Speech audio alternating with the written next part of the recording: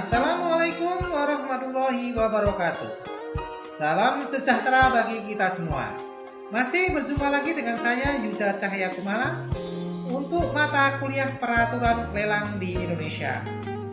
Kali ini kita masih melanjutkan kuliah yang kemarin, yaitu berkaitan dengan lelang tanpa kehadiran peserta lelang menggunakan media internet. Baik, langsung saja kita mulai materi yang pertama.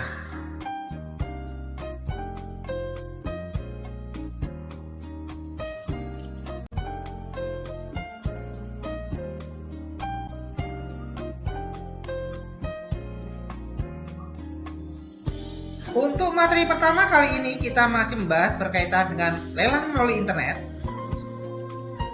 yaitu mengenai pembatalan lelang melalui internet. Pembatalan lelang melalui internet dalam hal ini sama saja lelang yang dilakukan secara konvensional. Ada 3 hal yang bisa dilakukan pembatalan lelang melalui internet, dan itu dilakukan pada saat sebelum pelaksanaan lelang itu dilaksanakan. Ya, jadi lelang itu bisa dibatalkan.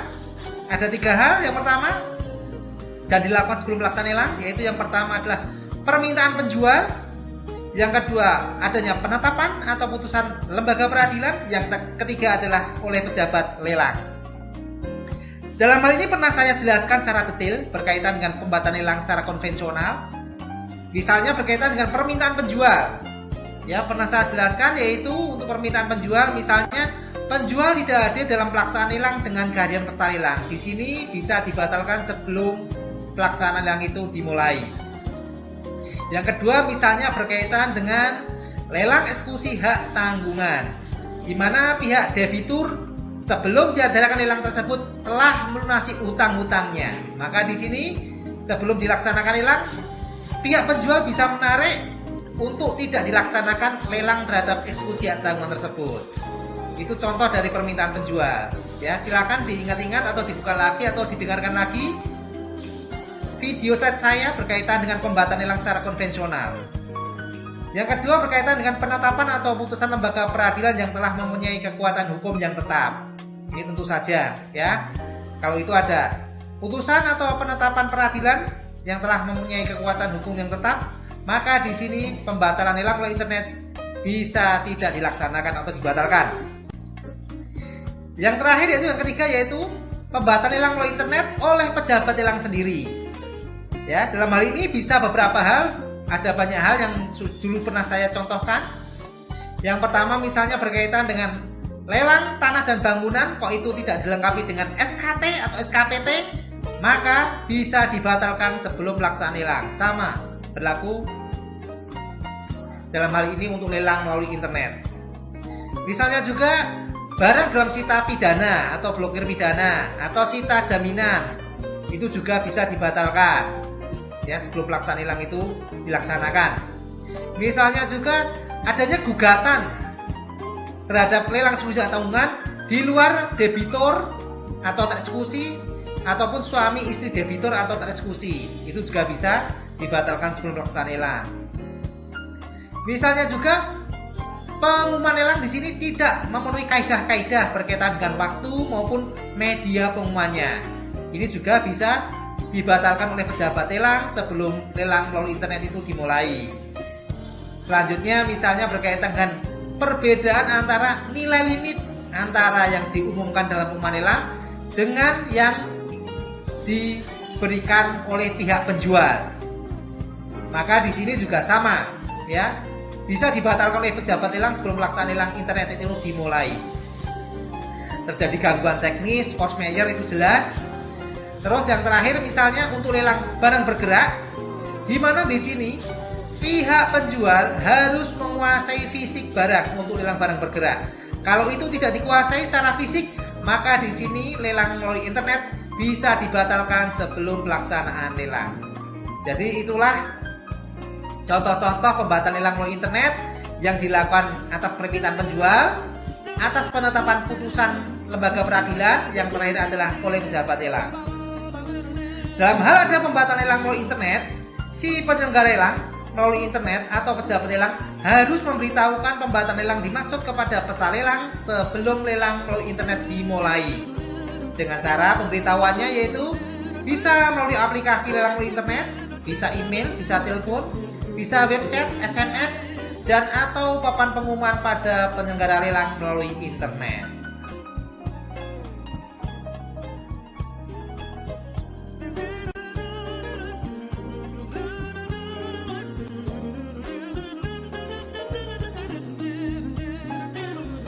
Untuk penawaran lelang melalui internet, di sini jenisnya ada dua, yaitu close bidding dan open bidding. Close itu tertutup, open itu terbuka. Kita lihat dulu pengertiannya. Penawaran lelang tertutup atau close bidding adalah penawaran yang disampaikan oleh peserta lelang yang hanya dapat diketahui oleh peserta lelang lainnya setelah daftar penawaran lelang dibuka oleh pejabat lelang. Jadi namanya close berarti tertutup, ya. Yang kedua, penawaran lelang terbuka atau open bidding ada penawaran yang disampaikan oleh peserta lelang yang dapat diketahui oleh peserta lelang lainnya yang telah menyampaikan penawaran. Jadi pengertian ini tolong dipahami terlebih dahulu. Nanti akan saya jelaskan lebih lanjut mengenai masing-masing penawaran ini, baik itu close bidding maupun open bidding.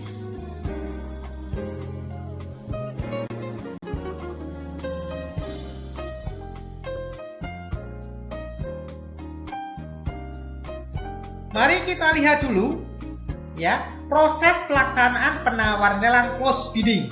Ya, close bidding itu tertutup. Ya, tadi pengertiannya sudah dipahami.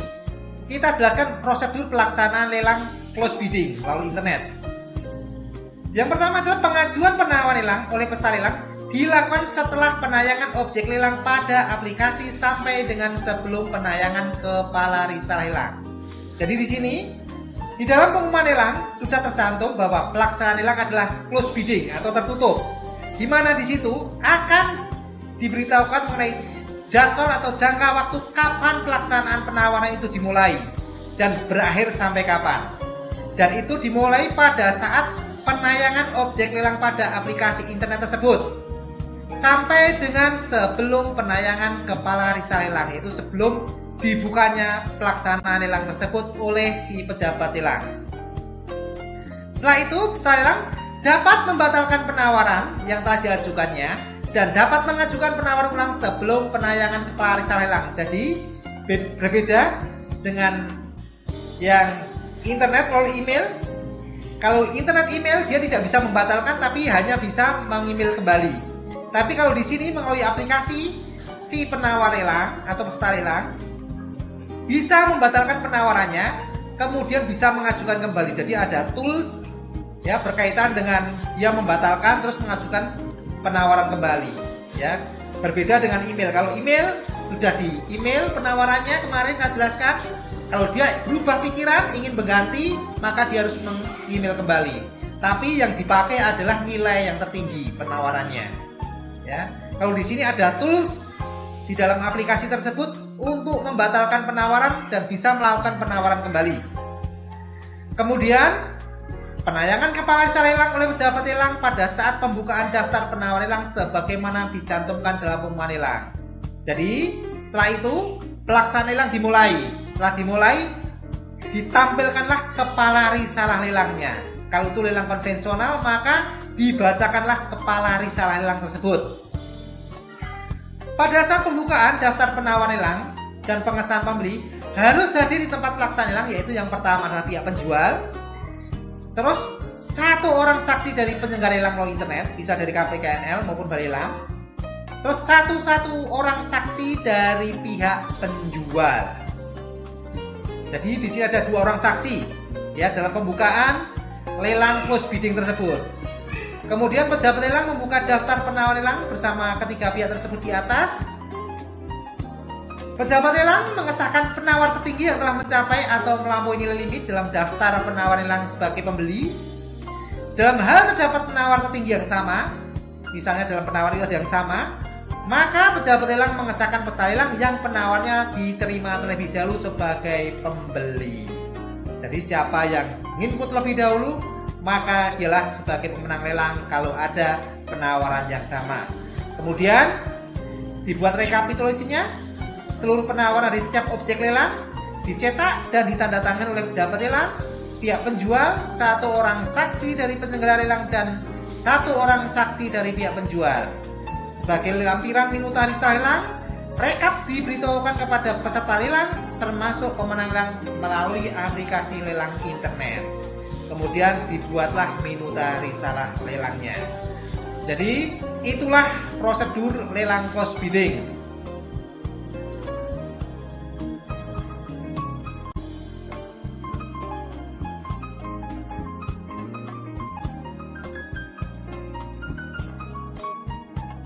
Ini adalah contoh pelaksanaan lelang melalui internet dengan penawaran close bidding.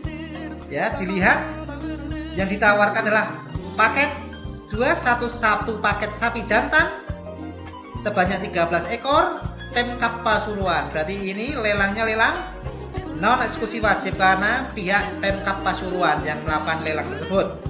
Nilai limitnya adalah Rp139.510.000. Cara penawarannya adalah close bidding. Jaminannya adalah uang sebesar Rp35 juta. Batas akhir jaminan untuk penyetorannya adalah 25 Desember 2018. Batas akhir penawaran. Ingat di sini batas akhir penawaran tanggal 26 Desember 2018 jam 10. Penyelenggara lelang adalah KPKNL Sidoarjo, kode lot lelang adalah sekian. Jadi di sini sejak penayangan pengumuman lelang ini, 1 paket sapi jantan ini close bidding sampai dengan tanggal 26 Desember 2018, si peserta lelang bisa melakukan penawaran sampai pukul 10. Karena apa? Sudah pukul 10 ini akan dibukalah lelang tersebut. Ya, jadi antara peserta lelang yang satu dengan yang lainnya tidak tahu penawarannya. Ini sama saja kayak lelang tertulis tapi tertutup. Ya, konvensional secara tertutup dihadiri dengan peserta lelang. Hampir sama persis, cuman ini menggunakan aplikasi. Jadi lelang close bidding ini sama dengan kayak lelang tertulis ya, dengan kehadiran peserta lelang. Di mana para peserta lelang yang satu dengan yang lain tidak mengetahui berapa besarnya penawarannya. Makanya disebut close bidding. Dan dia bisa menyampaikan untuk close bidding ini sampai dengan batas akhir penawaran. Ya, kalau di situ contohnya adalah 26 Desember 2018 jam 10. Karena apa? Setelah itu, setelah jam 10 maksud saya, akan dibuka pelaksanaan lelangnya oleh si pejabat lelang dengan ditampilkannya kepala risalah lelang dalam aplikasi lelang internet tersebut. Jadi setelah itu akan dibuka, dicari siapa pemenang lelangnya, siapa penawar tertingginya. Ya, setelah jam 10 itu akan dibuka. Di situ akan kelihatan si A menawar berapa, si B menawar berapa, si C menawar berapa. Dicari penawar tertinggi siapa. Dalam hal ini apabila ada penawar yang sama, maka akan dilihat siapa yang menawar atau menginput terlebih dahulu, maka dia sebagai pemenangnya. Itulah lelang close bidding dengan contoh yang saya tampilkan ini, yaitu penjualan 1 paket sapi jantan sebanyak 13 ekor yang dilakukan oleh Pemkab Pasuruan. Penyelenggaranya adalah KPKNL Sidoarjo.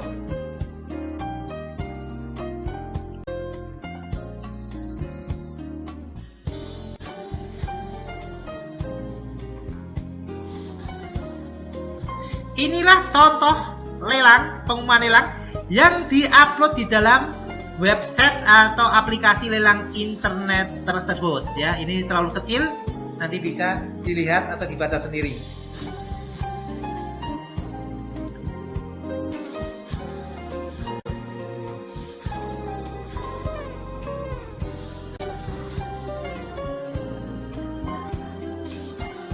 Inilah uraian dari penjualan barang secara close bidding tadi, berupa 1 paket sapi jantan sebanyak 13 ekor.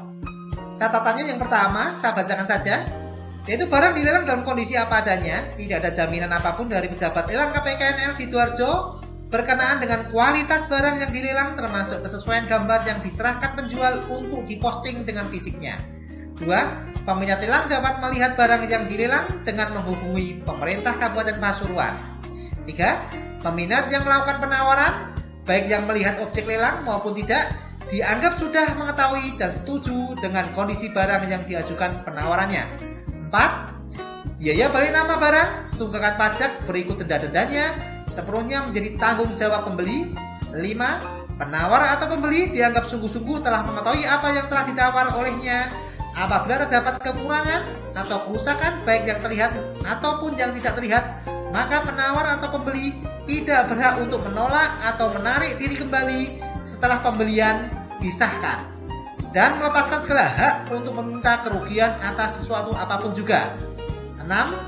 Objek lelang dijual dengan ketentuan dan kondisi apa adanya, sehingga apabila karena suatu hal terjadi tuntutan, pembatalan, penundaan pelaksanaan lelang terhadap objek lelang tersebut di atas, pihak-pihak yang berkepentingan atau peminat lelang tidak diperkenankan untuk melakukan tuntutan dalam bentuk apapun kepada KPKNL Sidoarjo dan pemerintah Kabupaten Pasuruan. Jadi itu uraian berkaitan dengan lelang tadi, satu paket sapi jantan sebanyak 13 ekor secara close bidding.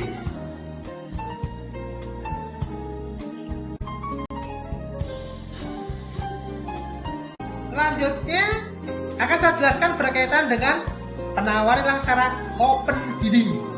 Ya, di mana open itu artinya terbuka. Jadi dalam pengumuman lelang sudah disebutkan bahwa pelaksanaan lelang akan dilaksanakan secara open bidding. Ya. Untuk itu, penayangan kepala arisan lelang oleh pejabat lelang dilakukan sesuai dengan jadwal pelaksanaan lelang sebagaimana dicantumkan dalam pengumuman lelang. Kemudian pengajuan penawar lelang oleh peserta lelang dilakukan setelah penayangan kepala arisan lelang sampai dengan waktu penutupan penawaran lelang. Waktu pengajuan penawar lelang sekurang-kurangnya 2 jam. Untuk lelang yang diselenggarakan oleh KPKNL, waktu permulaan penawaran lelang mengacu pada jam kerja pada hari pelaksanaan lelang. Peserta lelang tidak dapat membatalkan penawar lelang yang telah diajukan kepada pejabat lelang. Penjual harus hadir di tempat lelang pada waktu penutupan penawaran dan pengesahan pembeli. Pejabat lelang mengesahkan penawar tertinggi yang telah mencapai atau melampaui nilai limit dalam daftar penawaran lelang sebagai pembeli. Dalam hal terdapat penawar tertinggi yang sama, pejabat lelang mengesahkan peserta lelang yang penawarnya diterima terlebih dahulu sebagai pembeli. Kemudian ditetapkan rekapnya seluruh penawaran dari setiap objek lelang, dicetak dan ditandatangani oleh pejabat lelang dan penjual sebagai lampiran minuta risalah lelang, diberitahukan kepada peserta lelang termasuk pemenang lelang melalui aplikasi lelang internet, kemudian dibuat minuta risalah lelangnya. Jadi di sini open bidding seperti penawaran lelang lesan secara naik terbuka. Jadi si peserta lelang di sini sejak dibukanya lelang tersebut, kalau dalam lelang internet di sini sejak ditampilkan kepala risalah lelangnya oleh pejabat lelang, maka pada saat itu si peserta lelang bisa melakukan penawaran, dan di situ antara peserta lelang yang satu dengan peserta lelang yang lain bisa mengetahui berapa besarnya penawarannya. Jadi sama kayak penawaran lesan naik-naik dengan kehadiran peserta lelang. Cuman ini menggunakan aplikasi internet. Jadi di sini didukung oleh aplikasi internet penawarannya. Makanya open itu terbuka. Jadi antara peserta yang satu bisa mengetahui peserta yang lain berapa besarnya penawaran. Kalau tadi close bidding tertutup, ya, seperti penawaran tertulis dengan kehadiran peserta lelang. Ya, kalau ini open bidding seperti penawaran lesan dengan kehadiran peserta lelang, cuman menggunakan media aplikasi internet. Jadi itu.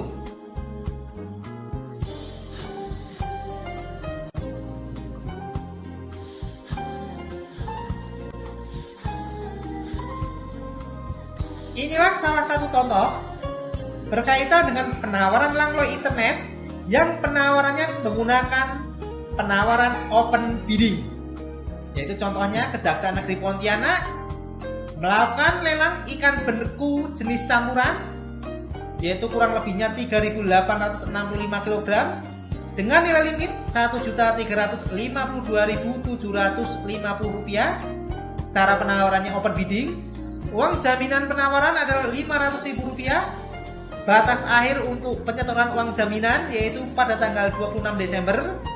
Pelaksanaan lelang dimulai pada tanggal 27 Desember jam 3 sore sampai 27 Desember jam 5 sore. Penyelenggaranya adalah KPKNL Pontianak. Jadi ingat tadi penjelasan saya bahwa pelaksanaan lelang melalui aplikasi internet yaitu penawaran open bidding yang dilaksanakan KPKNL minimal jangka waktunya adalah 2 jam untuk pelaksanaan penawaran lelangnya. Maka di situ pelaksanaan lelangnya ditulis dari pukul 3 sore atau 15.00 sampai pukul 5 sore atau 17.00. Jadi pada saat itu dibuka, ditampilkannya kepala risalah lelang oleh pejabat lelang. Kemudian si penawar lelang baru bisa melakukan penawaran dan akan terlihat di dalam aplikasi tersebut si peserta lelang menawar berapa, si A menawar berapa, si B menawar berapa akan kelihatan dan siapa yang tertinggi akan kelihatan di situ. Dan apabila sudah ada yang tertinggi, ada pemenang lelang, maka ditetapkanlah dia sebagai pemenang lelang. Dan kali ini si peserta lelang yang telah melakukan penawaran tidak bisa dicabut. Karena apa? Terbuka tadi.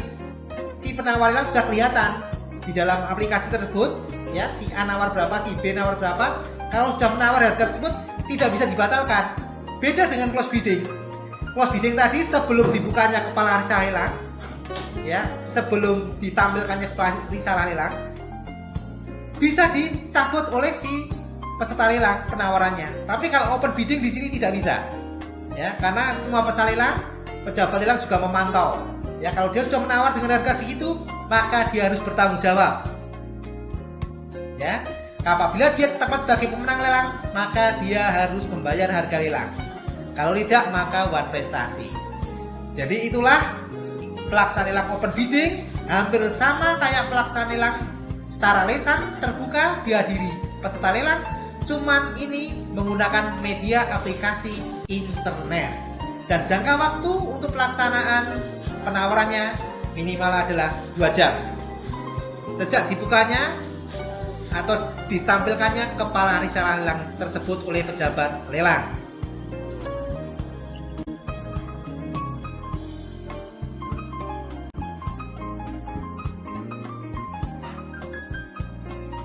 Kita lihat dan kita baca uraian mengenai lelang dengan penawaran open bidding.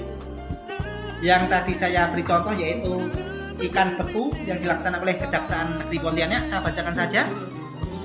Berdasarkan putusan pengadilan yang telah memiliki kekuatan hukum tetap inkrah Kejaksaan Negeri Pontianak, Jalan Kiai Haji Ahmad Dahlan nomor 6 Pontianak akan melakukan pelelangan eksekusi barang rampasan dengan perantaraan KPKNL Pontianak melalui e-auction kali open bidding sebagai berikut.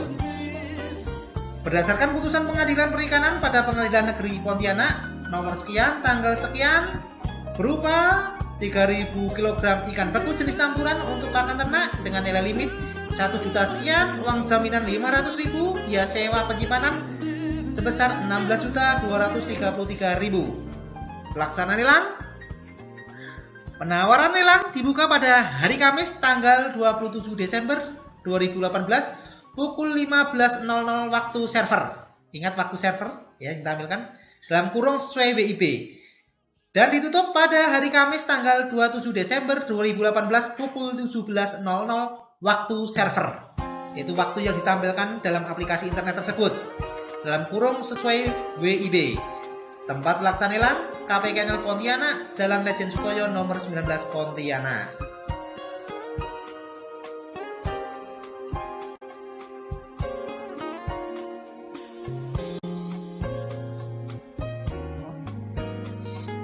Inilah syarat dan tata cara pelelangan melalui penawaran lelang open bidding. Saya bacakan saja. Yang pertama, syarat dan tata cara pelelangan. 1. Penawaran lelang dilakukan tanpa kehadiran peserta e-auction ali dengan penawaran terbuka open bidding yang ditayangkan pada aplikasi lelang internet. Pada alamat domain sekian, tata cara dapat dilihat pada menu prosedur lelang dan syarat dan ketentuan pada domain tersebut. 2. Calon peserta lelang mendaftarkan diri dan mengaktifkan akun di www.lelang.co.id dengan merekam serta mengunggah soft copy KTP, NPWP, dan nomor rekening atas nama sendiri. Uang jaminan akan dikembalikan langsung ke nomor rekening tersebut bila kalah atau tidak ditunjuk sebagai pembeli lelang atau pemenang lelang. 3. Peserta lelang wajib menyetor uang jaminan dengan ketentuan jumlah yang disetorkan harus sama dengan uang jaminan yang disyaratkan dalam pengumuman lelang ini dan disetorkan sekaligus, bukan dicicil, serta harus sudah efektif diterima KPKNL Pontianak selambat-lambatnya 1 hari sebelum pelaksanaan lelang. 4. Nominal uang disetorkan ke rekening virtual account pada PT Bank BNI cabang Pontianak dan virtual account dapat diperoleh pada www.lelang.go.id. 5. Harga penawaran belum termasuk biaya lelang pembeli sebesar 2% dari pokok lelang dan biaya resmi lainnya. 6. Pemenang lelang harus melunasi kewajibannya paling lambat 5 hari kerja setelah dinyatakan sebagai pemenang lelang. Apabila tidak dilunasi atau one prestasi, maka uang jaminan seluruhnya akan disetor ke kas negara sebagai pendapatan jasa lainnya. 7. Objek dilelang dengan ketentuan dan kondisi apa adanya, as is. Dan peserta lelang dapat melihat fisik barang sesuai dengan alamat yang tertera di atas. 8. Lelang dapat dibatalkan sesuai ketentuan. Dan peserta lelang tidak berhak menuntut ganti rugi atau tuntutan dalam bentuk apapun kepada KPKNL atau Kejaksaan Negeri Pontianak. 9. Penjelasan terkait tata cara mengikuti lelang ini dapat menghubungi Kejaksaan Negeri Pontianak telepon sekian atau KPKNL Pontianak Jalan Lejen Sutoyo nomor 19 Pontianak telepon sekian pada hari kerja atau dapat dibuka pada alamat www.lelang.co.id.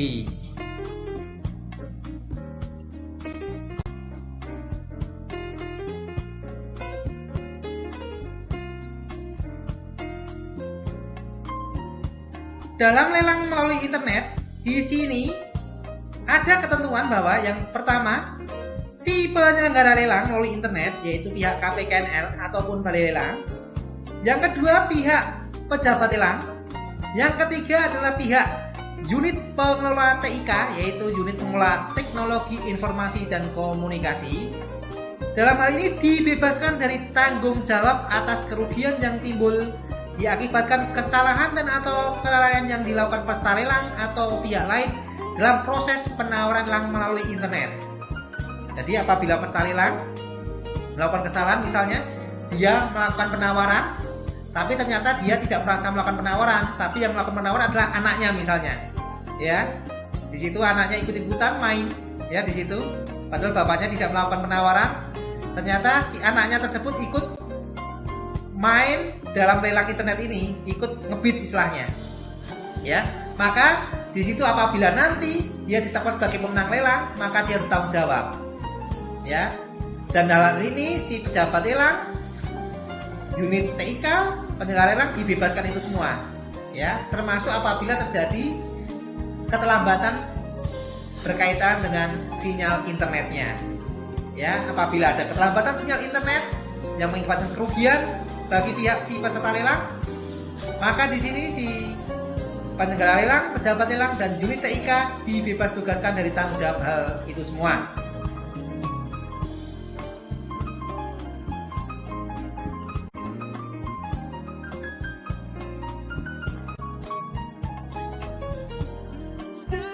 Gangguan teknis lelang melalui internet.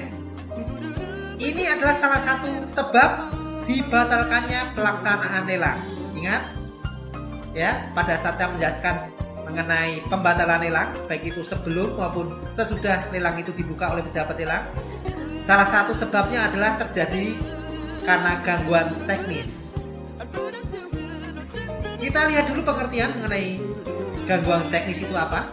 Gangguan teknis lelang melalui internet adalah gangguan yang terjadi pada aplikasi dan atau infrastruktur teknologi, informasi dan komunikasi dalam kurung TIK, sehingga lelang melalui internet tidak dapat dilaksanakan oleh penyelenggara lelang melalui internet.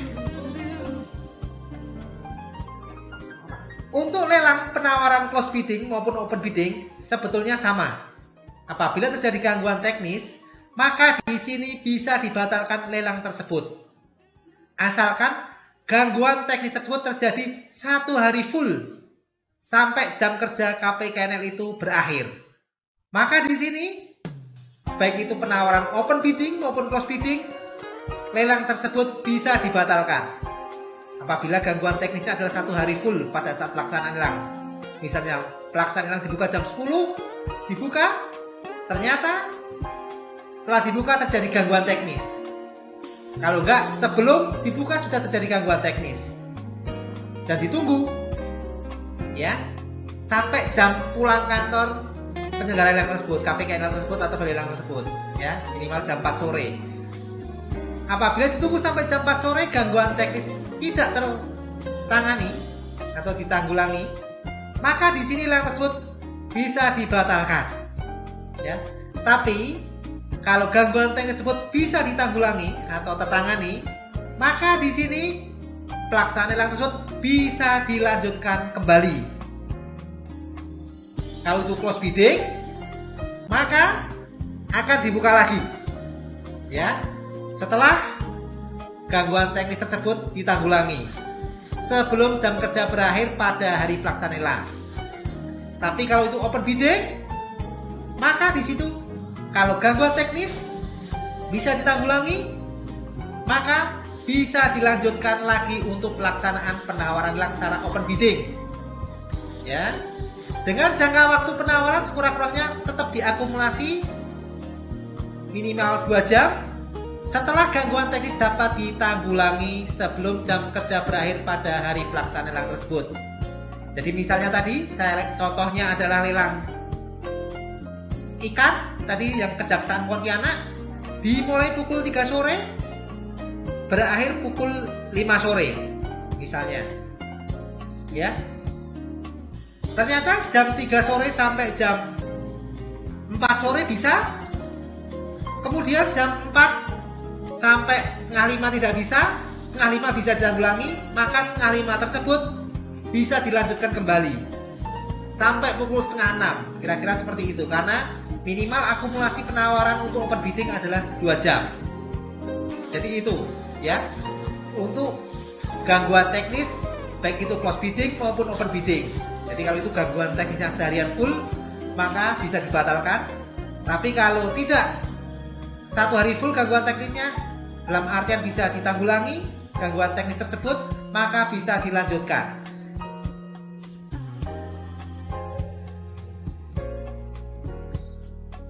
Dalam hal ini, apabila terjadi gangguan teknis, pejabat lelang atau penyelenggara lelang melalui internet segera memberitahukan gangguan teknis dan atau pembatalan kepada peserta lelang melalui aplikasi lelang melalui internet, bisa email, bisa telepon, bisa di website, SMS, dan atau papan pengumuman pada penyelenggara lelang melalui internet. Kemudian penyelenggara lelang melalui internet membuat surat keterangan untuk dilampirkan di minutarisa lelang apabila terjadi gangguan teknis.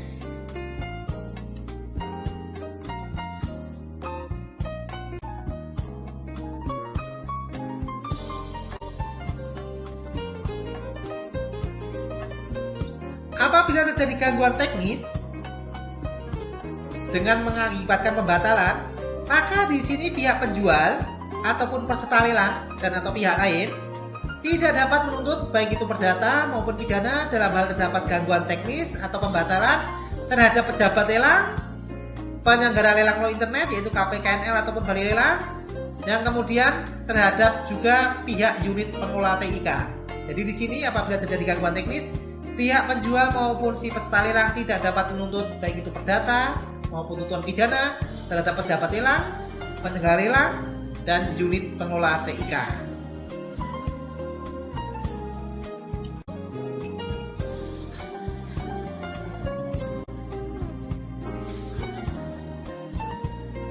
Dalam pelaksanaan lelang sering terjadi gabungan antara penawaran lelang internet dengan penawaran secara konvensional. Karena sekarang sudah modelnya IT, untuk memudahkan si peserta lelang melakukan penawaran, maka tidak harus hadir di tempat pelaksanaan lelang. Maka sering digunakan gabungan antara lelang dengan kehadiran peserta lelang dan lelang tanpa kehadiran peserta lelang menggunakan media aplikasi baik itu internet, email maupun trommel pos. Jadi di sini Tujuannya penggabungan penawaran tersebut adalah untuk memudahkan si peserta lelang melakukan penawaran baik itu di tempat lelang maupun di luar area pelaksanaan lelang. Kita bahas yang pertama dulu, yaitu berkaitan dengan gabungan antara penawaran lelang secara tertulis dengan kehadiran peserta lelang dilakukan bersamaan dengan penawaran lelang secara tertulis tanpa kehadiran peserta lelang, baik itu menggunakan email, aplikasi lelang internet secara tertutup atau close bidding, dan atau surat rombol pos. Maka di sini apabila terjadi gabungan tersebut, penawaran lelang secara tertulis dengan kehadiran peserta lelang dibuka terlebih dahulu. Jadi dengan kehadiran peserta lelang yang secara tertulis yang dulu dimasukkan dalam amplop ya, atau dimasukkan dalam kotak, dibuka dulu oleh pejabat lelang, kemudian baru dibukalah penawaran secara tertulis tanpa kehadiran peserta lelang. Jadi yang dibuka adalah penawaran tertulis dulu dengan kehadiran peserta lelang. Setelah itu baru dibuka penawaran tertulis tanpa kehadiran peserta lelang. Yang kedua, peserta lelang yang melakukan penawaran dengan nilai tertinggi yang telah mencapai atau melampaui nilai limit dan telah memenuhi persyaratan sebagai peserta lelang ditetapkan atau disahkan oleh pejabat lelang sebagai pembeli. Dalam hal terdapat penawaran tertinggi dengan nilai yang sama pada pelaksanaan lelang, maka pejabat lelang berwenang mengesahkan pembeli dengan cara mengajukan pengundian di antara peserta lelang yang mengajukan penawaran tertinggi yang sama tersebut. Jadi apabila ada yang sama penawaran nilainya, maka akan dilakukan pengundian. Jadi itulah penawaran lelang secara tertulis digabung antara kehadiran peserta lelang dengan tanpa kehadiran peserta lelang.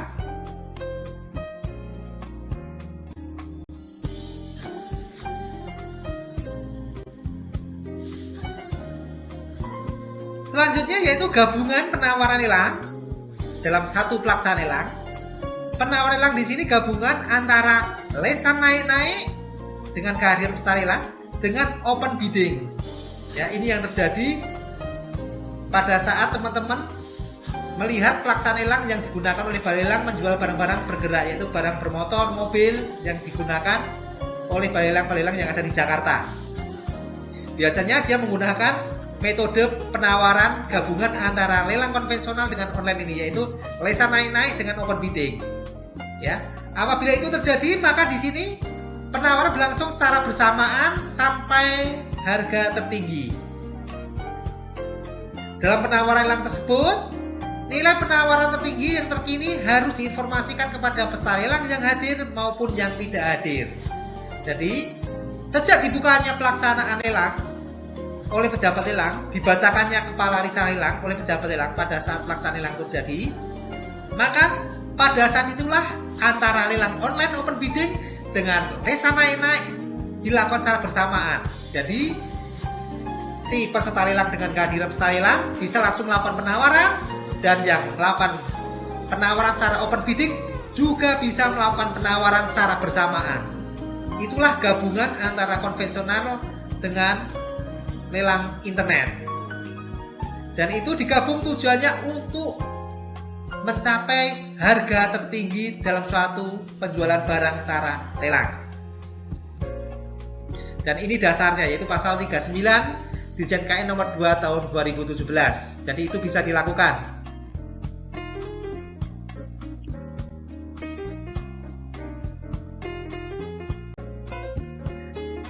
Dalam hal terjadi gangguan teknis berkaitan dengan gabungan tadi antara gabungan lelang kehadiran peserta lelang yaitu tertulis dengan close bidding misalnya, atau maupun email ataupun tromol pos, ya. Begitu juga apabila terjadi gangguan teknis gabungan antara penawaran lelang secara lesan naik-naik dengan open bidding, pelaksanaan penawaran lelang open bidding, maka apabila terjadi gangguan teknis yang menyebabkan lelang tanpa kehadiran peserta lelang tidak dapat dilakukan, maka lelang dengan kehadiran peserta lelang tetap sah dan mengikat. Penyelenggara lelang atau pejabat lelang harus menyatukan data penawaran lelang dalam rekapitulasi seluruh penawaran per objek lelang sebagai lampiran minuta risal lelang.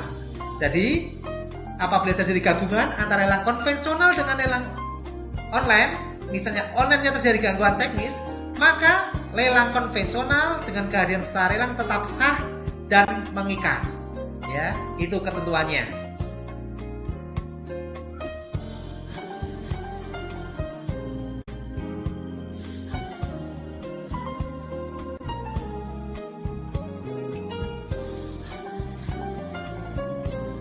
Dalam lelang melalui internet di sini, si penyelenggara lelang maupun pejabat lelang maupun unit pengelola TIK, teknologi informasi dan komunikasi, dalam hal ini dia dibebas tugaskan dari tanggung jawab atas kerugian yang timbul karena kegagalan si peserta lelang dalam proses penawaran lelang yang disebabkan permasalahan pada jaringan komunikasi data dan atau perangkat elektronik yang digunakan peserta lelang. Jadi apabila ada peserta lelang kok gagal melakukan penawaran dari akibat jaringan komunikasi datanya, maka di sini si penyelenggara lelang maupun pejabat lelang ataupun si unit pengelola TIK dibebaskan dari tanggung jawab tersebut.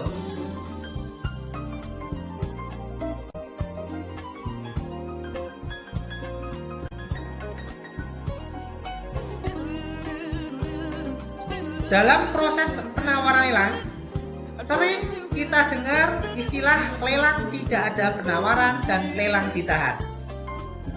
Mari kita lihat pengertian mengenai kedua istilah tersebut. Lelang tidak ada penawaran itu terjadi dalam hal yang pertama, yaitu lelang tidak ada yang menyetor atau menyerahkan jaminan. Dalam artian hal ini adalah tidak ada peserta lelang. Ya, makanya di situ bisa dikatakan lelang tidak ada penawaran. Yang kedua, lelang tidak ada penawaran dalam artian bahwa ada peserta lelang, cuman peserta lelangnya tidak melakukan penawaran, jadi diem aja, ya, dia tidak melakukan penawaran.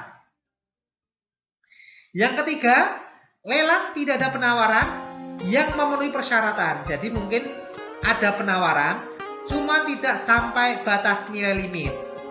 Jadi itu bisa dikatakan lelang tidak ada penawaran. Ya, saya ulangi lagi bahwa lelang tidak ada penawaran itu yang pertama, lelang tidak ada yang menyetor uang jaminan atau menyerahkan jaminan dalam artian tidak ada peserta lelang. Yang kedua, tidak ada penawaran dalam artian bahwa ada peserta lelang, cuma si peserta lelang tersebut tidak melakukan penawaran. Jadi sama, tidak ada penawaran. Yang ketiga, tidak ada penawaran yang memenuhi persyaratan dalam artian bahwa ada penawaran tetapi tidak sampai batas nilai limit. Maka di sini bisa dikatakan lelang tidak ada penawaran atau TAP biasanya. Dalam hal ini tetap si pejabat lelang akan membuat risalah lelang dengan menyebutkan lelang tidak ada penawaran. Itulah pengertian lelang tidak ada penawaran. Yang kedua adalah lelang ditahan. Lelang ditahan di sini terjadi dalam hal pelaksanaan lelang non-eksekusi sukarela barang bergerak dengan nilai limit tidak dicantumkan dalam pengumuman lelang dan harga penawaran tertinggi belum mencapai nilai limit. Jadi lelang ditahan itu terjadi untuk lelang non-eksekusi sukarela barang bergerak dengan nilai limit tidak dicantumkan dalam pengumuman lelang. Jadi karena nilai limit tidak dicantumkan dalam pengumuman lelang, maka si penawar lelang akan menawar berapapun, ya. Tapi penawarannya tidak sampai nilai limit yang ditetapkan oleh pihak penjual. Ya, makanya di sini ditahan. Makanya ditahan oleh pejabat lelang atau tidak dilepas. Maka apabila itu terjadi, tetap si pejabat lelang akan membuatkan risalah lelang dengan menyebutkan lelang ditahan.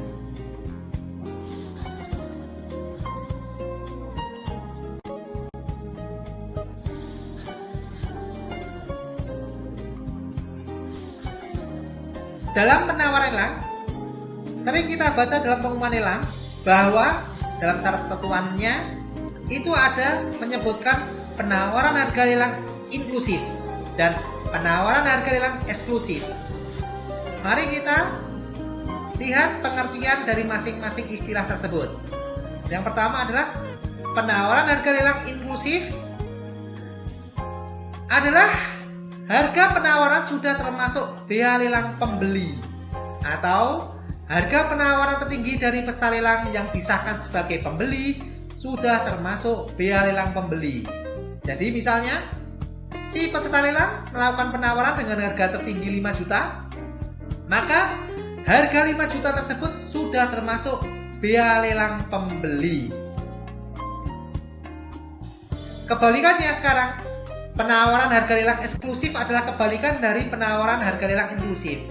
Kalau tadi sudah termasuk bea lelang pembeli, kalau eksklusif bahwa harga penawaran belum termasuk bea lelang pembeli, atau harga penawaran dari peserta lelang yang disahkan sebagai pembeli belum termasuk bea lelang pembeli. Jadi tadi contoh, misalnya harganya 5 juta, harga tertingginya 5 juta, maka harga 5 juta tersebut belum termasuk bea lelang pembeli.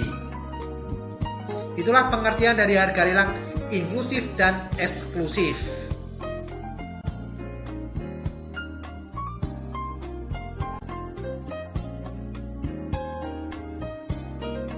Penjualan objek lelang dalam satu paket. Dalam hal ini bisa terjadi apabila si penjual atau pemilik barang memiliki banyak aset dan ingin dijual dalam satu paket lelang. Kita lihat ketentuan berkaitan dengan penjualan objek lelang dalam satu paket. Yang pertama adalah penjualan objek lelang yang terdiri dari tanah dan atau bangunan atau unit rumah susun dapat dilakukan dalam satu paket untuk efisiensi dan efektivitas berdasarkan pertimbangan penjual yang dinyatakan dalam surat permohonan. Jadi dalam hal ini si pihak penjual kalau punya banyak aset bisa dijual dalam satu paket lelang. Tapi ada ketentuannya, kita lihat. Yang pertama adalah dapat dilaksanakan sepanjang masih dalam wilayah kerja KPKNL atau wilayah jabatan pejabat lelang kelas 2. Jadi bisa dijual dalam satu paket asalkan tanah dan bangunan tersebut masih di wilayah kerja KPKNL ataupun wilayah jabatan pejabat lelang kelas 2. Yang kedua adalah khusus untuk lelang eksekusi. Penjualan objek lelang dalam satu paket hanya dimungkinkan untuk satu debitor atau tereksekusi atau kasus yang sama.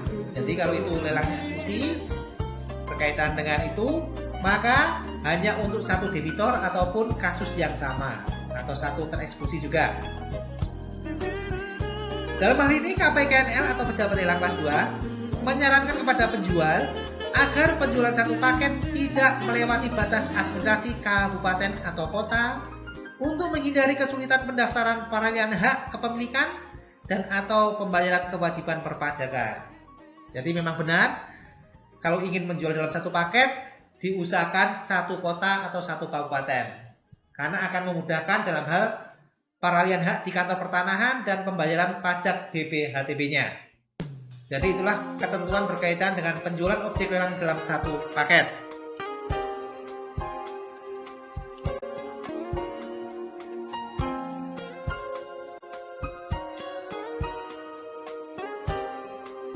Penjualan objek lelang tanah dan bangunan yang diikat dengan hak tanggungan dan mesin-mesin yang berada di atasnya diikat dengan fidusia dapat dijual dalam satu paket. Jadi misalnya ada lelang pabrik, di mana pabrik tersebut menjadi jaminan di bank, tanah dan bangunan pabrik tersebut diikat dengan hak tanggungan, dan mesin-mesin pabrik diikat dengan jaminan fidusia. Apabila terjadi macet, di sini bisa dijual dalam satu paket lelang. Kita lihat ketentuan-ketentuannya. Yang pertama adalah pemegang hak tanggungan dan penerima fidusia merupakan kreditor yang sama. Dalam artian adalah bank yang sama. Pemberi hak tanggungan dan pemberi fidusia merupakan debitor atau tereksekusi yang sama. Dalam artian yang berhutang adalah sama. Barang dalam satu kesatuan, misalnya tanah dan bangunan pabrik beserta mesin-mesin yang tertanam dan melekat di atasnya, sehingga apabila mesin-mesin tersebut dipindahkan atau diangkat tidak dapat berfungsi dengan baik. Jadi dalam artian di sini antara tanah dan mesin tersebut dalam satu kesatuan, ya. Jadi melekat antara tanah dengan mesin-mesin itu berada di atasnya. Nilai limit harus dipecah antara tanah dan atau bangunan dengan mesin-mesin. Cukup dibuat satu risalah lelang dan dengan menyebutkan pada bagian kepala risalah lelang jenis lelangnya, adalah lelang eksekusi pasal 6 Undang-Undang Hak Tanggungan dan lelang eksekusi jaminan fidusia. Dokumen persyaratan lelang mengacu pada dokumen persyaratan lelang untuk lelang eksekusi pasal 6 Undang-Undang Hak Tanggungan dan lelang eksekusi jaminan fidusia. Jadi ada dokumen umum dan dokumen khusus, itu untuk lelang hak tanggungan dan fidusia. Terus pengumuman lelang dilakukan sesuai pengumuman untuk lelang eksekusi terhadap barang tidak bergerak atau barang tidak bergerak yang dijual secara bersama-sama dengan barang bergerak. Ya, jadi ingat pengumumannya 2 kali. Ya, yang pertama medianya apa saja, yang kedua harus menggunakan media surat kabar dalam jangka waktu 1 bulan. Pelaporan pada laporan realisasi kegiatan dan hasil pelaksanaan lelang menurut jenis dan asal barang cukup diinput ke dalam jenis lelang eksekusi pasal 6 hak tanggungan. Jadi itulah ketentuan berkaitan dengan penjualan dalam satu paket untuk lelang eksekusi hak tanggungan dan fidusia dijual dalam satu paket lelang.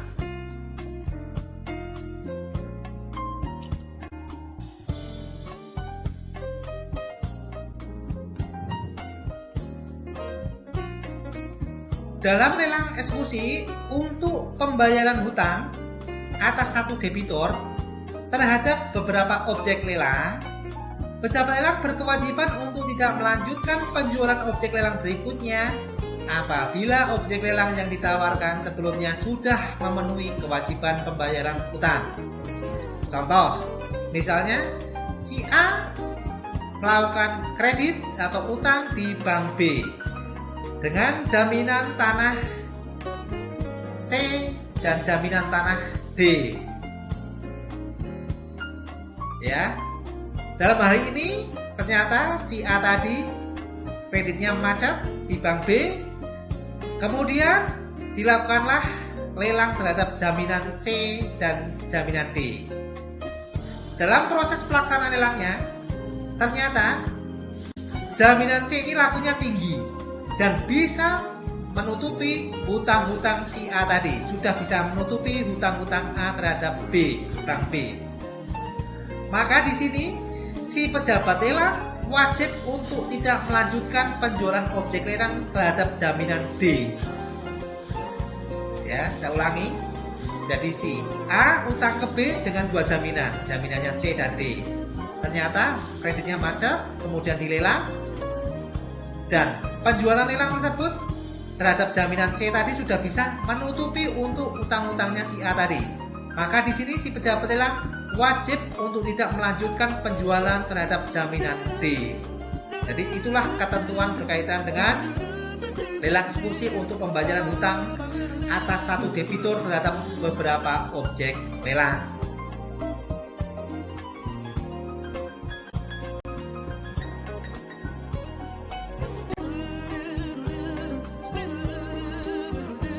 Dalam pelaksanaan lelang melalui internet, di sini tetap dibuatkan risalah lelangnya.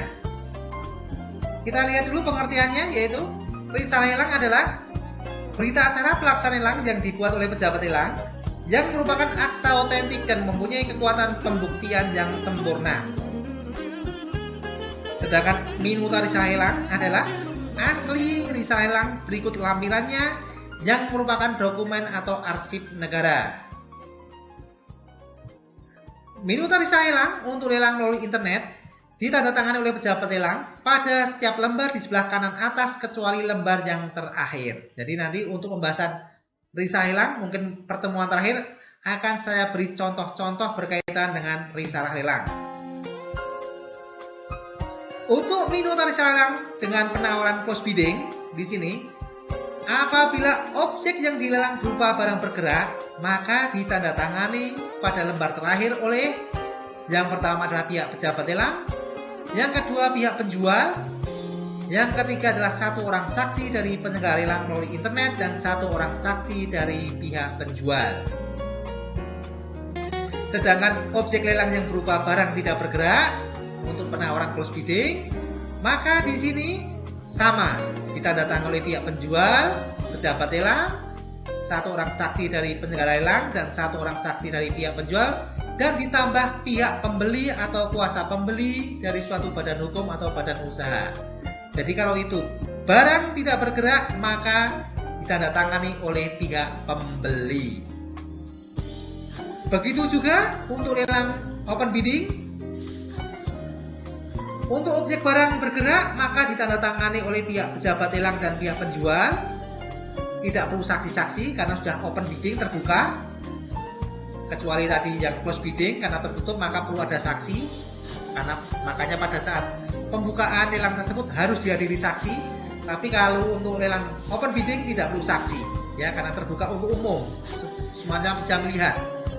Jadi si peserta lelang juga bisa melihat penawaran peserta lelang yang lain, maka bisa jadi saksi, juga menyaksikan. Maka cukup ditandatangani oleh pihak pejabat lelang dan penjual kalau itu barang bergerak.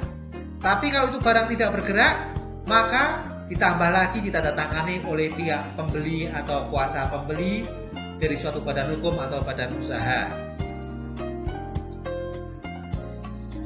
Jika pembeli atau kuasa pembeli tidak menandatangani minuta risah lelang sampai dengan batas akhir pelunasan harga lelang, pejabat lelang membuat catatan keadaan tersebut pada bagian bawah setelah kaki minuta risah lelang dan menyatakan catatan tersebut sebagai pengganti tanda tangan pembeli.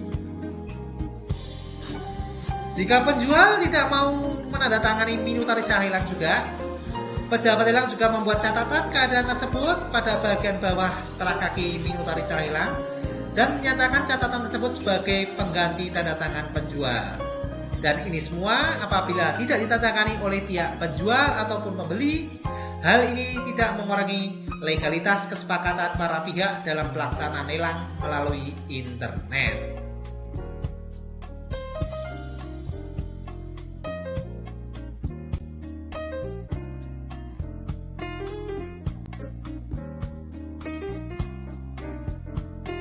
Materi selanjutnya yaitu bea lelang.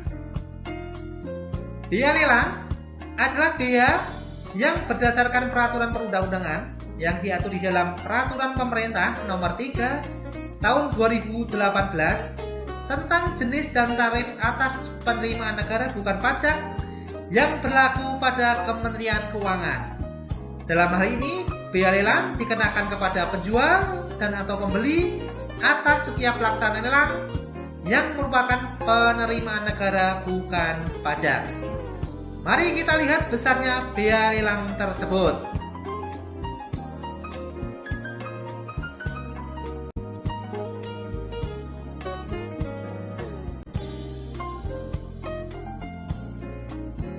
Yang pertama adalah bea lelang penjual. Kita lihat jenis-jenis lelangnya.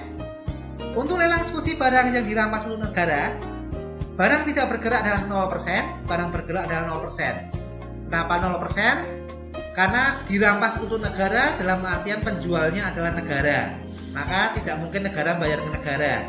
Jadi untuk biaya lelangnya adalah 0% dari pokok lelang untuk barang tidak bergerak, dan barang bergerak juga 0%.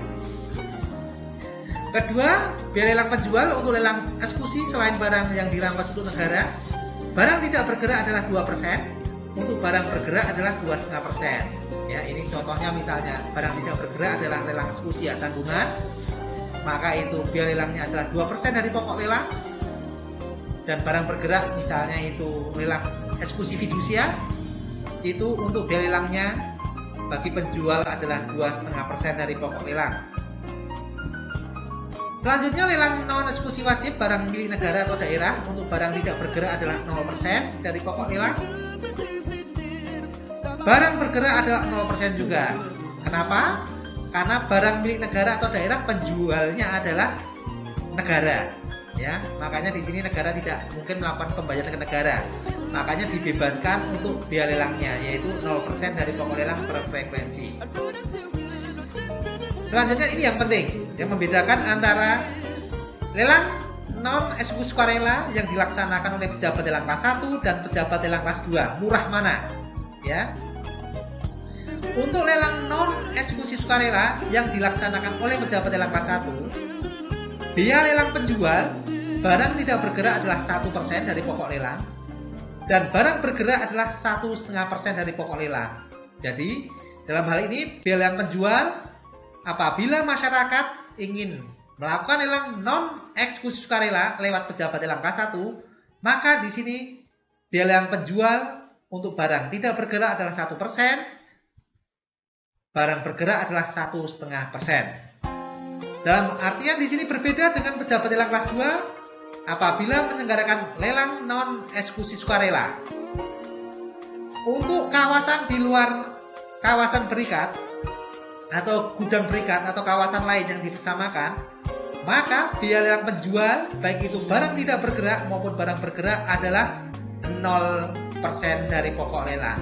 Dalam artian pihak penjual kalau ingin melakukan permohonan lelang non eksekusi sukarela lewat pejabat lelang kelas 2, maka di sini dia tidak dikenakan biaya lelang penjual karena 0% dari pokok lelang.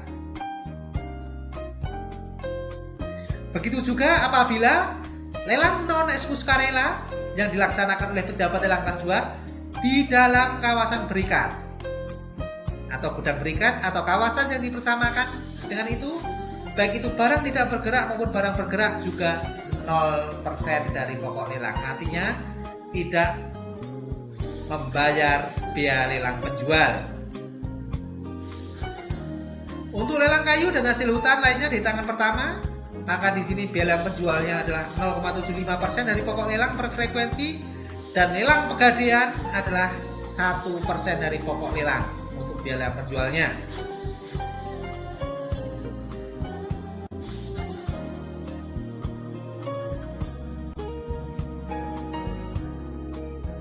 Selanjutnya adalah biaya lelang pembeli. Jadi di sini tiap pembeli atau peserta lelang yang menang diwajibkan membayar biaya lelang pembeli. Kita lihat tarifnya. Yang pertama adalah untuk lelang eksekusi barang yang dirampas untuk negara. Untuk biaya lelang pembeli, barang tidak bergerak adalah 2% dari pokok lelang per frekuensi. Barang bergeraknya adalah 3% dari pokok lelang per frekuensi. Untuk lelang eksekusi selain barang yang dirampas untuk negara, barang tidak bergerak yaitu 2% dari pokok lelang per frekuensi, dan barang bergeraknya adalah 3% per frekuensi dari pokok lelang. Jadi apabila ada masyarakat yang membeli lelang eksekusi tanggungan, maka di sini biaya lelangnya untuk pembeli adalah 2%. Apabila ada masyarakat juga membeli lelang eksekusi fidusia, baik itu motor, mobil, itu biaya lelangnya adalah 3% dari pokok lelang per frekuensi. Yang ketiga adalah biaya lelang pembeli untuk lelang non eksekusi wajib barang milik negara atau daerah. Barang tidak bergerak yaitu 1,5% dari pokok lelang per frekuensi. Barang bergeraknya adalah 2% dari pokok lelang per frekuensi.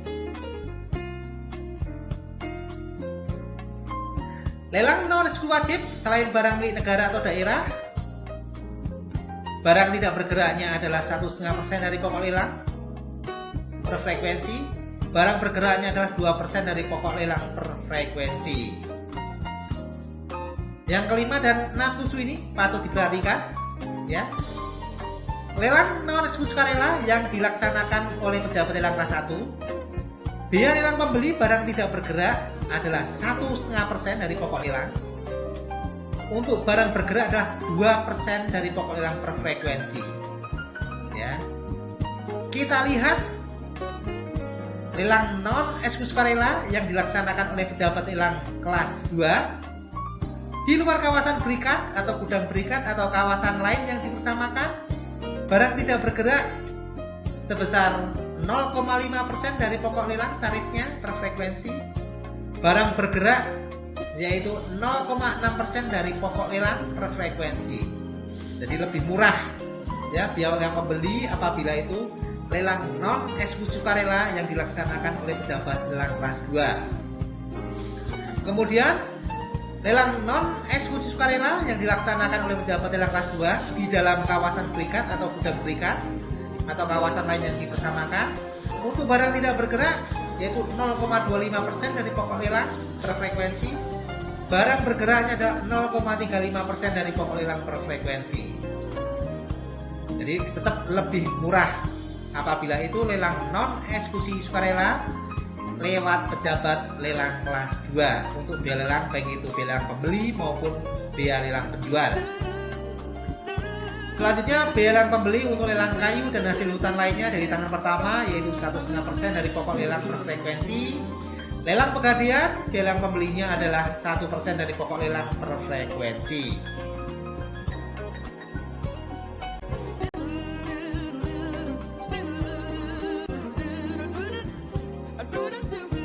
Selanjutnya yaitu biaya lelang batal atas permintaan penjual. Jadi ingat, pembatalan lelang bisa dibatalkan oleh pihak penjual sebelum pelaksanaan lelang.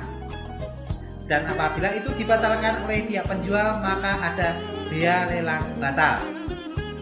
Kalau itu biaya lelang batal terhadap barang tidak bergerak dan barang bergerak selain barang milik negara ataupun daerah, maka di sini kena biaya lelang batal sebesar Rp250.000 per nomor register pembatalan. Sedangkan untuk biaya lelang batal atas permintaan penjual berkaitan dengan barang tidak bergerak dan atau barang bergerak, barang milik negara atau daerah, maka biaya lelang batalnya adalah Rp0. Kemudian biaya permohonan lelang yang dilaksanakan oleh KPKNL untuk eksekusi tanggungan per debitur adalah Rp150.000. Eksekusi harta pailit juga sama, per permohonan adalah Rp150.000 dan eksekusi pengadilan juga sama, per perkara adalah Rp150.000 untuk biaya permohonan lelang yang dilaksanakan oleh KPKNL. Selanjutnya, uang jaminan penawar lelang yang pembelinya wan prestasi. Untuk lelang eksekusi dan lelang non eksekusi wajib, ya pernah saya jelaskan larinya kemana, yaitu 100% uang tersebut akan disetorkan ke kas negara. Sedangkan lelang non eksekusi sukarela yang dilaksanakan oleh pejabat lelang kelas 1, maka 50% uang dari uang jaminan peserta lelang yang wan prestasi tersebut disetorkan ke negara sebesar 50%.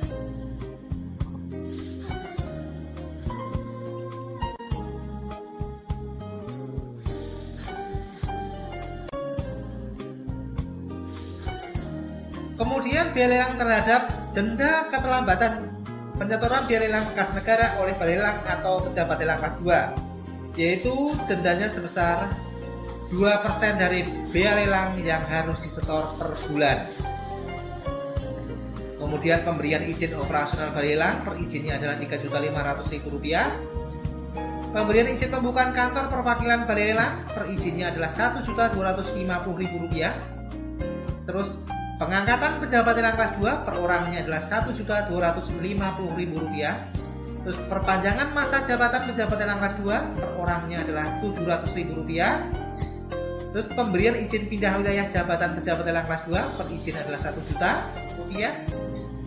Kemudian penerbitan kutipan risah hilang pengganti karena rusak atau hilang per risalah adalah Rp500.000 biaya lelangnya. Kertas security untuk pembuatan kutipan risah hilang bagi pejabat lelang kelas 2 per lembar adalah Rp6.000.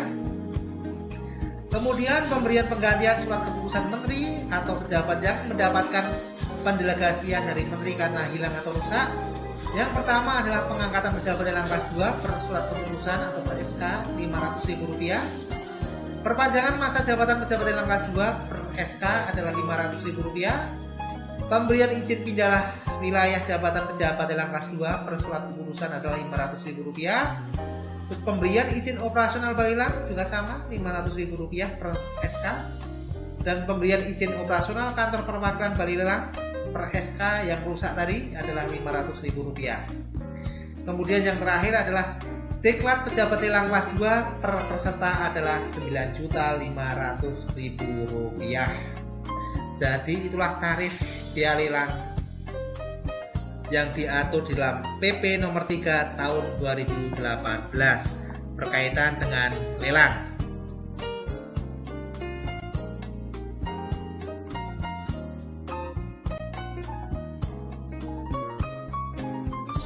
Di dalam PP nomor 3 tahun 2018 tadi berkaitan dengan biaya lelang, ada istilah pokok lelang yang tercantum dalam biaya lelang penjual dan biaya lelang pembeli, dan juga ada istilah mengenai kawasan berikat, ya, yang berkaitan dengan pelaksanaan lelang non sukarela yang dilaksanakan oleh pejabat lelang kelas 2. Inilah pengertiannya, saya bacakan saja. Pokok lelang adalah harga lelang yang belum termasuk biaya lelang pembeli dalam lelang yang diselenggarakan dengan penawaran harga secara eksklusif, tadi ingat, atau harga lelang dikurangi biaya lelang pembeli dalam lelang yang diselenggarakan dengan penawaran harga secara inklusif. Sedangkan kawasan berikat adalah suatu bangunan, tempat, atau kawasan dengan batas-batas tertentu yang di dalamnya dilakukan kegiatan industri pengolahan barang dan bahan, kegiatan rancang bangun, penyortiran, pemeriksaan awal, pemeriksaan akhir, dan pengepakan atas barang dan bahan asal impor atau barang dan bahan dari dalam daerah pabean Indonesia lainnya yang hasilnya terutama untuk tujuan ekspor. Jadi itulah pengertian dari pokok lelang dan kawasan berikat.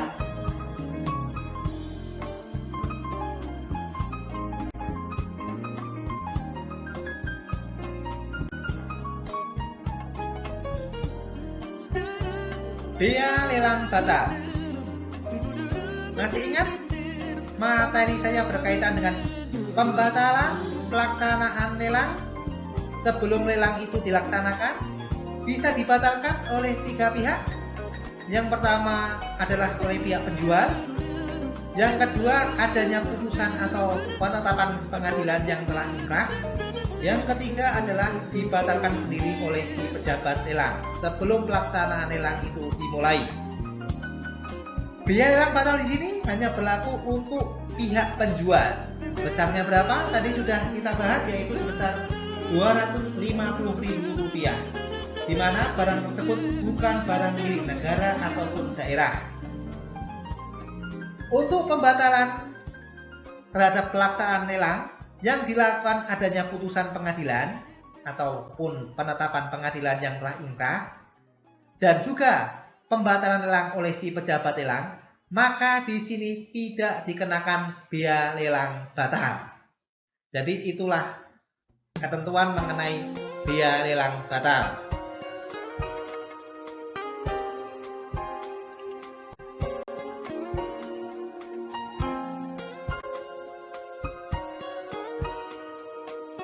Biaya lelang penjualan objek lelang dalam satu paket. Dalam hal barang tidak bergerak dan barang bergerak dijual bersama-sama dalam satu paket, maka biaya lelang dipungut sesuai ketentuan biaya lelang barang bergerak. Jadi ingat, kalau itu ada barang bergerak dan barang tidak bergerak dijual dalam satu paket, maka digunakan biaya lelang barang bergerak. Karena apa? Sudah kita lihat tadi, ternyata barang bergerak tarifnya lebih tinggi daripada barang tidak bergerak. Makanya apabila dijual dalam satu paket, menggunakan tarif biaya lelang yang lebih tinggi, yaitu tarif biaya lelang barang bergerak.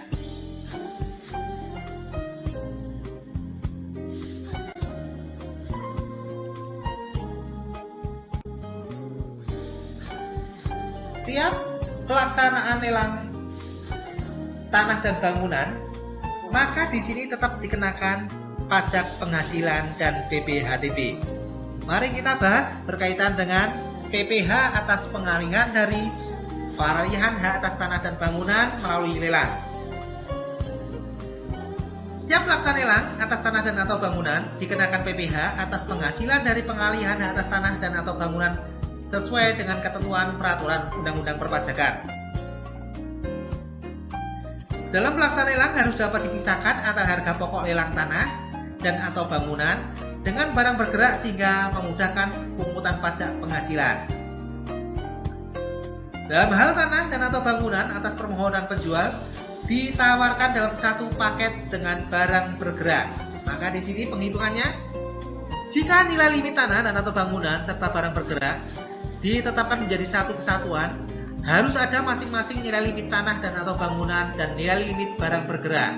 Contoh, nilai limit ditetapkan oleh pemohon lelang atau penjual untuk tanah dan bangunan adalah Rp200 juta, sedangkan barang bergerak adalah Rp50 juta, sehingga total nilai limitnya adalah Rp250 juta. Kemudian dilaksanakan lelang, laku terjual sebesar Rp500 juta. Maka di sini PPh-nya sekarang yaitu tarifnya adalah 2,5%. Yang dikenakan tarif tersebut hanya untuk tanah dan bangunan saja. Ya. Maka di sini dicari perbandingan. Harga limit tanah adalah 200 juta, sedangkan laku terjual adalah 500 juta. Maka pakai perbandingan. Harga 500 juta dibagi 250 juta, yaitu nilai limit total keseluruhan, kali nilai limit tanah dan bangunan, yaitu 200 juta. Maka ketemunya adalah untuk PPh-nya sebesar 10 juta rupiah. Jika nilai limit tidak diperinci, maka pajak penghasilan dihitung atas total keseluruhan harga. Jadi apabila itu tidak dirinci antara nilai limit tanah dan bangunan dan barang bergerak, maka langsung saja ya, laku terjual 500 juta dikali 2,5% kalau tidak dirinci. Tapi kalau dirinci, nilai limitnya antara tanah dan bangunan beserta barang bergerak, maka pakai perbandingan. Total laku terjual berapa? Yaitu 500 juta dibagi nilai limit keseluruhan, yaitu 250 juta dikalikan nilai limit tanah dan bangunan, baru dikali 2,5%, ketemunya adalah 10 juta. Jadi itulah contoh penghitungan pajak penghasilan berkaitan dengan peralihan hak atas tanah dan atau bangunan melalui lelang. Selanjutnya kita lihat contoh BPHTB-nya.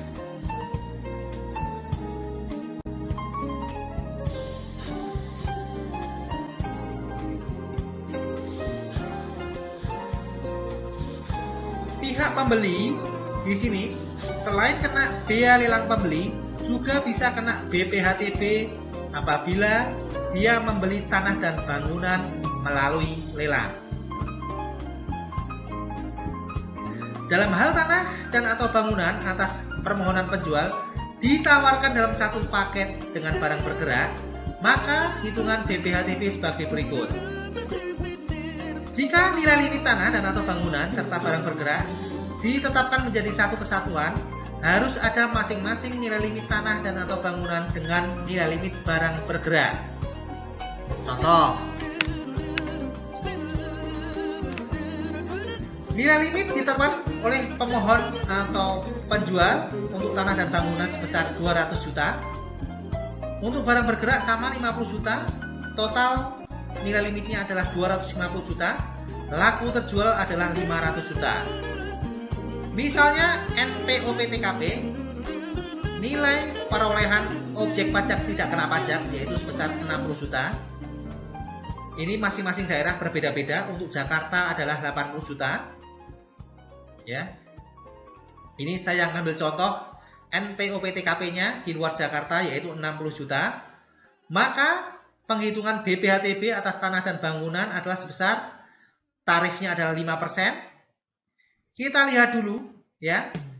Untuk tanah dan bangunan nilai limit 200 juta itu laku terjual seharga 500 juta. Itu berapanya dari 500 juta? Ya, karena 500 juta itu adalah total keseluruhan laku terjual, yaitu nilai barang bergerak maupun tanah dan bangunan. Maka pakai rumus perbandingan lagi, 500 juta per 250 juta kali 200 juta, baru dikurangi 60 juta, ketemunya adalah 17 juta. Jadi itulah penghitungan BPHTB-nya. Saya ulangi lagi, 5% itu tarifnya. Terus pakai perbandingan untuk mengetahui berapa sih nilai terjual tanahnya saja. Karena harga terjual keseluruhan adalah 500 juta, maka pakai perbandingan rumus 500 juta itu laku terjualnya dibagi nilai limit keseluruhan 250 juta dikali nilai limit tanah dan bangunan saja, yaitu sebesar 200 juta, baru dikurangi 60 juta, ketemunya adalah 17 juta. Sama, apabila jika nilai limit tidak diperinci, maka BPHTB dihitung atas total keseluruhan harga penawaran pokok. Jadi apabila tidak diperinci, maka sama langsung 5% dalam kurung dikali 500 juta dikurangi 60 juta, ketemunya berapa? Jadi tidak pakai perbandingan, langsung saja 500 juta kurangi 60 juta kali 5%. Itulah ketemu biaya BPHTB-nya.